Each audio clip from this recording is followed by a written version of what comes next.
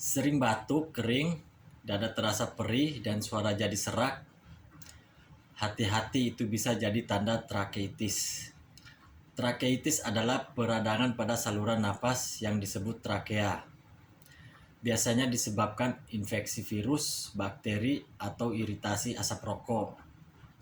Gejalanya meliputi batuk terus-menerus, sakit tenggorokan, demam, dan nyeri dada. Untuk mencegahnya, jaga daya tahan tubuh, hindari asap rokok, dan rajin cuci tangan.